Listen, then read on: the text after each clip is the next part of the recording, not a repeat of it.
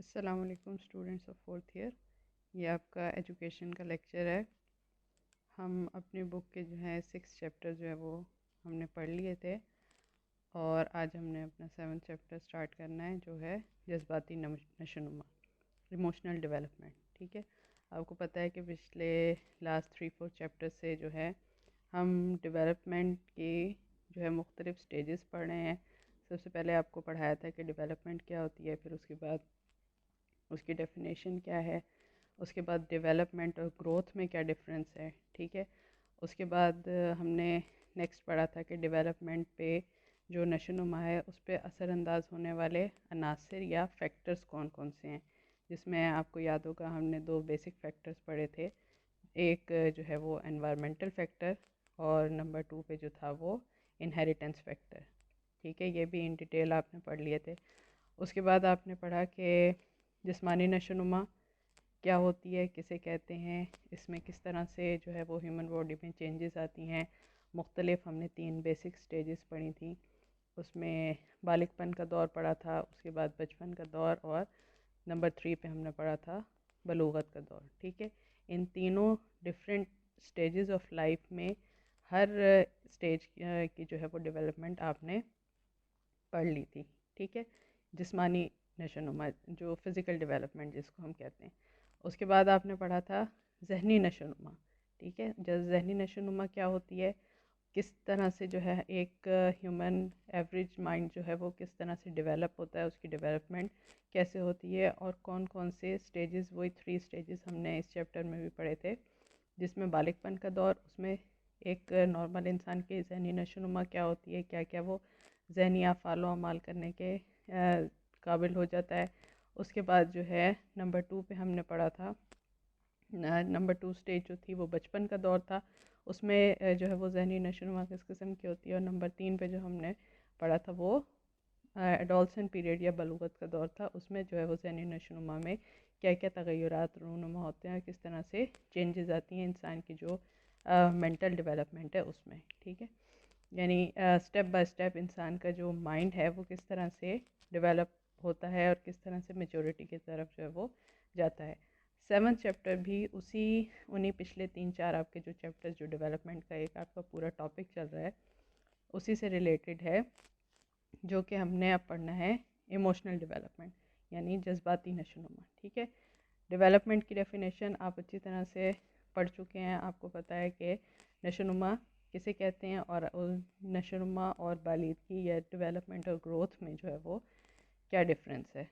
تو جذباتی نشو و نما کیا ہوتی ہے، انہی 3 سٹیجز میں ہم پڑھیں گے کہ بالغ پن میں کس طرح کی جذباتی نشو و نما ہوتی ہے. اس کے بعد ہم پڑھیں گے کہ بچپن میں ایک بچے کی جذباتی نشو و نما ایموشنل ڈیولپمنٹ کس کس ایریاز میں ہوتی ہے، کس طرح سے اس کی پرسنالٹی کو افیکٹ کرتی ہے. اور پھر اینڈ میں ہم وہی پڑھیں گے کہ بلوغت یا ڈولسن پیریڈ میں اس کی ایموشنل ڈیولپمنٹ جو ہے وہ کس طرح کی ہوتی ہے. اور یہ ساری چیزیں اس کے جتنا بھی ایک ایجوکیشنل کیریئر ہے اس کو کس طرح سے افیکٹ کرتی ہیں، کون کون سے ایموشنز یا کس قسم کی سچویشنز یا سرکمسٹانسز اس کے لیے فائدہ مند ثابت ہوتے ہیں اس کے تعلیمی کیریئر کے لیے، اور کون سے ایسے ایموشنل سچویشنز ہیں یا ایموشنل فیکٹرز ہیں جو کہ اس کی ایک ہیلدی لائف، مینٹل لائف میں، یا اس کی ایک اچھے تعلیمی کیریئر کے لیے رکاوٹ ثابت ہوتی ہیں. ٹھیک ہے، میں اس کی ریڈنگ کرتی جاتی ہوں اور ساتھ ساتھ آپ کو ایکسپلین کرتی جاتی ہوں. جذباتی نشو و نما پیدائش کے وقت ہی سے شروع ہو جاتی ہے. جذبات انسانی زندگی میں بے حد اہمیت رکھتے ہیں، کیونکہ کردار، سیرت اور شخصیت کی تعمیر میں ان کا بڑا حصہ ہوتا ہے. جذبات کی تعریف مختلف ماہرین نفسیات کے نزدیک مختلف ہے، لیکن عام فہم زبان میں یوں بیان کی جا سکتی ہے. ٹھیک ہے، جذباتی نشو و نما ایک انسان کی تبھی سے شروع ہو جاتی ہے جب وہ اس دنیا میں آتا ہے، کیونکہ وہ مختلف جذبات جو ہیں وہ اس کے اندر پہلے سے موجود ہوتے ہیں. اور جذبات جو ہے وہ زندگی میں بہت زیادہ اہمیت رکھتے ہیں، کیونکہ ایک ہیومن باڈی یا ہیومن جو اس کی پرسنالٹی ڈیولپمنٹ ہوتی ہے اس میں جو اس کے ایموشنز ہوتے ہیں وہ بہت زیادہ ایک وائٹل رول پلے کرتے ہیں، ایک اہم کردار ادا کرتے ہیں. ٹھیک ہے، اب مختلف ماہرین نفسیات، مختلف سائیکالوجسٹ نے مختلف جو ہیں وہ ڈیفینیشنز دی ہیں، بیسک ڈیفینیشنز کہ ایموشنز کیا ہوتے ہیں یا جذبات کیا ہوتے ہیں. ٹھیک ہے، اس میں جو سب سے ان کی بیسک ڈیفینیشن ہے یا جو ایک عام فہم آسانی سے سمجھ میں آنے والی جو اس کی تعریف ہے جذبات کی یا ایموشنز کی، وہ یہ ہے: جذبہ یعنی ایموشن لاطینی زبان ایموور سے نکلا ہے، جس کے معنی حرکت کے ہیں۔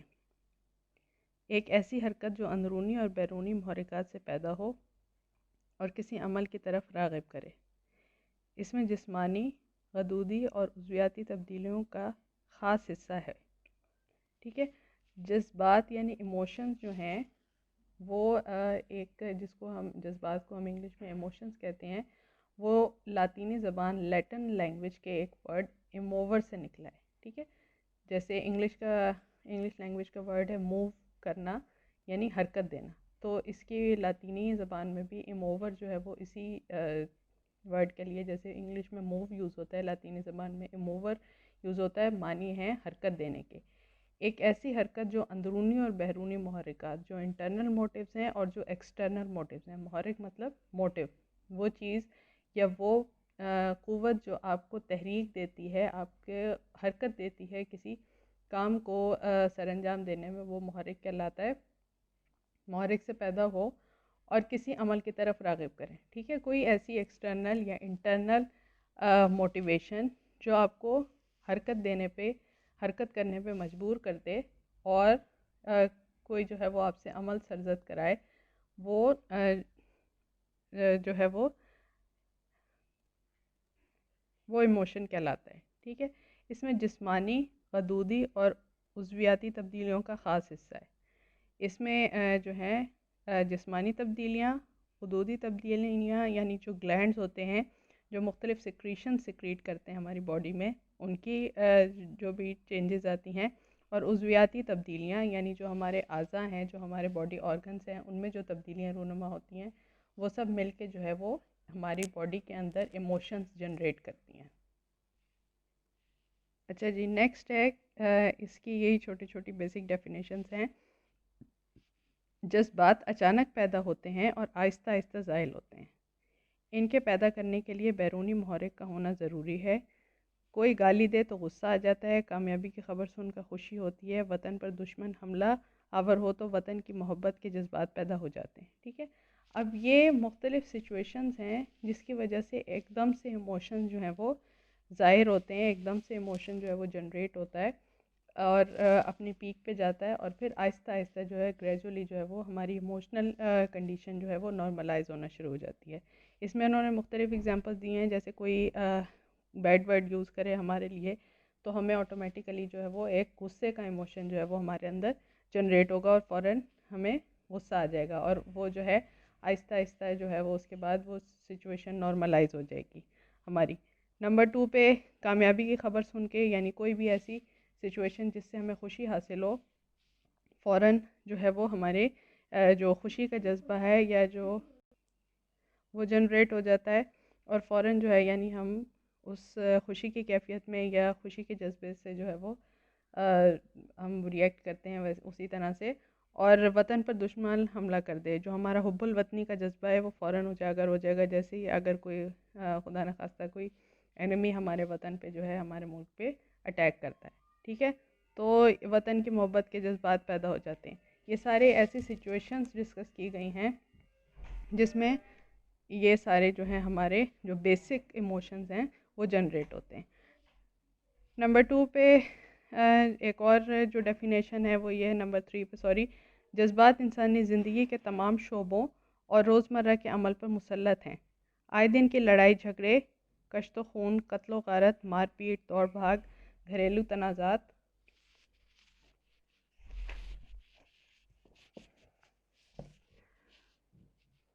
ہنسی خوشی، مسرت و ناکامی، احتجاج، واک آؤٹ اور ہڑتالیں سب جذبات کے اظہار کے مختلف صورتیں ہیں جو حالات اور محرکات کے تحت رونما ہوتی ہیں۔ ٹھیک ہے، اب اس ڈیفینیشن میں انہوں نے یہ بات کلیئر کی ہے کہ جو ہمارے ایموشنز ہیں وہ ڈیپینڈ کرتے ہیں ہمارے ارد گرد کے سرکمسٹانسز پہ، اور جس سچویشن میں ہم ہیں اس وقت یا جس قسم کے سرکمسٹانسز میں ہم زندگی گزار رہے ہیں۔ آئے دن کے لڑائی جھگڑے، کشت و خون، قتل و غارت، اگر یہ سب جو ہے وہ ہمارے معاشرے میں عام ہو تو آٹومیٹیکلی ایک غم و غصے کے یا ایک افسردگی کے جو ہے وہ ایموشن میں انسان کنٹینیوسلی کانشیسلی یا انکانشیسلی اس کے جو ہے وہ مائنڈ ہر وقت اسی سچویشن میں اسی طرح کے ایموشن سے گھرا رہے گا. ٹھیک ہے. مار پیٹ دوڑ بھاگ گھریلو تنازعات, اگر کوئی کسی قسم کا گھریلو جو ہے وہ ماحول میں کوئی سختی ہے یا اس قسم کے تنازعات موجود ہیں تو اس کا ذہن جو ہے وہ کبھی اس چیز سے آزاد نہیں ہو سکتا اور وہ انہی مسائل میں جو ہے وہ گھرا رہے گا اور اس کی مینٹل ہیلتھ اس بچے کی یا انسان کی جو ہے وہ متاثر ہوگی. اسی طرح سے اگر اس کے ارد گرد کی سچویشن جو ہے سرکمسٹانسز جو ہیں وہ پازیٹیو ہیں تو اس جیسے ہنسی خوشی کے یا مسرت کے جذبات موجود ہیں, مسرت کی جو ہے وہ سچویشن موجود ہے, خوشی کی پرسکون زندگی ہے, اطمینان والا معاشرہ ہے, تو پھر جو ہے وہ اسی طرح سے اس کے جذبات کا انحصار بھی, اس کے جذبات بھی جو ہیں وہ پازیٹیو ایموشنز سے وہ ہمکنار رہے گا زیادہ تر. اور احتجاج, واک آؤٹ اور ہڑتالیں, یہ ساری وہ سچویشنز ہیں جو ہمیں اپنے سوسائٹی میں اگر ہم فیس کر رہے ہوں, ایک انسان فیس کر رہا ہو, تو آٹومیٹیکلی یہ سب جو ہے وہ اس کو ایک نیگیٹو امپیکٹ ڈالیں گے اس کی پرسنالٹی پہ, جس کی وجہ سے جو ایموشنز جنریٹ ہوں گے وہ بھی نیگیٹو ہوں گے. یہ سب جذبات کے اظہار کے مختلف صورتیں ہیں جو حالات اور محرکات کے تحت رونما ہوتی ہیں. ٹھیک ہے. یہ یعنی یہ آؤٹ کم ہیں ہمارے ایموشنز کے کہ کس طرح سے ہم اپنے ایموشنز کو ایکسپریس کرتے ہیں جس قسم کی سچویشن سرکمسٹانسز میں, جس قسم کے حالات میں ہم زندگی گزار رہے ہیں, اسی طرح کے ایموشنز ہمارے اندر جنریٹ ہوں گے. اور پھر ان ایموشنز کو اگر وہ پازیٹیو ہیں تو پازیٹیولی ان کو جو ہے اظہار کیا کرے گا وہ انسان یا وہ شخص یا وہ معاشرہ, اور اگر وہ ایموشنز نیگیٹو ہیں تو ان کا اظہار بھی غم و غصے اور ہڑتالوں اور واک آؤٹ اور لاک ڈاؤن اور اس قسم کی جو ہے وہ تمام تر صورتحال سے ہوگا. اور یہ سارے وہ حالات ہیں جو ہمارے ارد گرد موجود ہوتے ہیں, اور مختلف محرکات, مختلف موٹیوز جو ہیں وہ ان کو جنریٹ کرتے ہیں. ٹھیک ہے. یہ ہو گیا آپ کا انٹروڈکشن کہ ایموشن کیا ہوتے ہیں, اس کی جو ہے وہ جو بیسک ورڈ ہے جس سے اس کو ایکسٹریکٹ کیا گیا ہے لفظ ایموشن کو, وہ کیا ہے, اور اس کی بیسک ڈیفینیشنز کیا ہوتی ہیں. ٹھیک ہے. اور یہ کس طرح سے انسان پہ اثر انداز ہوتے ہیں. نیکسٹ ہمارا ٹاپک ہے بالغ پن اور جذباتی نشوونما. وہی 3 اسٹیجز کے ساتھ جو ہے وہ لائف کی 3 بیسک اسٹیجز جو ہیں اس میں ہم پڑھیں گے. یہ جو آج پڑھا ہے اس کو اچھی طرح سے یاد کر لیجیے گا سمجھ کے, اور نیکسٹ کی آپ نے ریڈنگ کر کے رکھنی ہے تاکہ جب میں آپ کو پڑھاؤں تو آپ کو ایک اس کا مائنڈ میں تھوڑا بہت آئیڈیا ہو. ٹھیک ہے. آپ نے 7.1 جو آپ کا ٹاپک ہے اس کی کمپلیٹ ریڈنگ کر کے رکھنی ہے, پھر نیکسٹ لیکچر میں ہم انشاءاللہ اس کو پڑھیں گے. Okay 4th year.